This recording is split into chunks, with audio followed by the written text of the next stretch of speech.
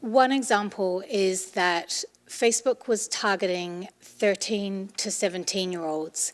It could identify when they were feeling worthless or helpless or like a failure.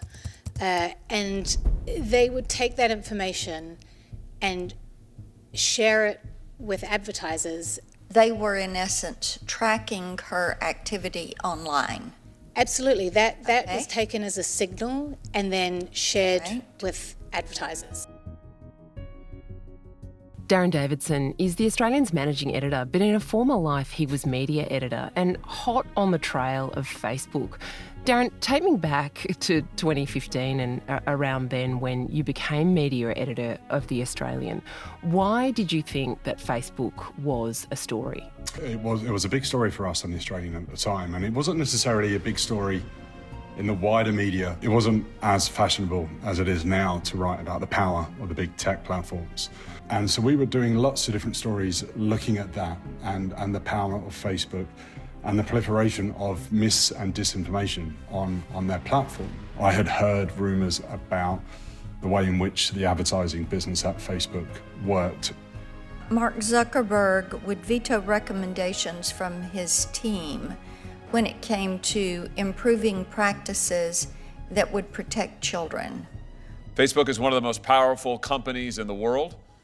It is one of the most powerful companies in the history of the world, and they have stopped at absolutely nothing to prevent today's testimony.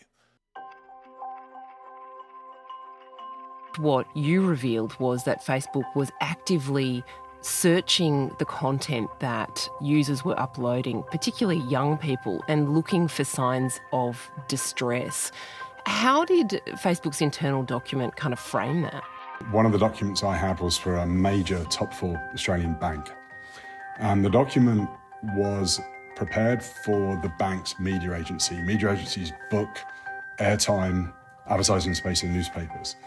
And the document outlined how Facebook could harness its very sophisticated algorithms to pinpoint moments in a young person's life. We're talking about people as young as 14, when they're feeling depressed or vulnerable or stupid or silly or useless. Anxious was another word.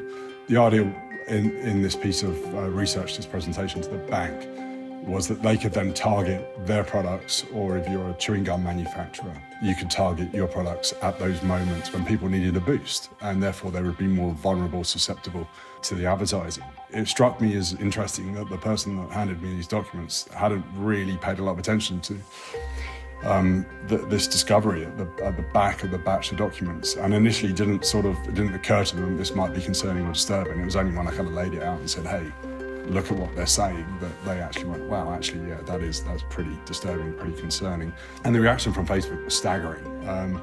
They asked for more time to prepare a statement, and as we now know from testimony and in US Congress and a book written by a Facebook whistleblower, it kind of set off a bomb inside Facebook at the time that involved all levels of the organisation at the very top about how they could actually contain this story, or initially kill the story and then contain it.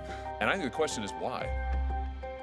Why is it that Facebook is so desperate to prevent this witness from telling what she knows? What is it that they are so afraid of? We talk now about the concept of a social licence. In the years since you broke that story originally, do you think Facebook has done anything to earn that social licence? I think, so many of them are caught up in a bubble and a world that's far removed from ours that they don't necessarily stop to think about the ethical consequences of what they're doing. It's really concerning, it's really disturbing, and I think with this federal election that we've got, in 2-3 weeks' time, there'll be a lot of people in favour of what Anthony Albanese is proposing around the ban for under 16s and social media and text-based or screen-based activities. Social media is doing harm to our kids, and I'm calling time on it.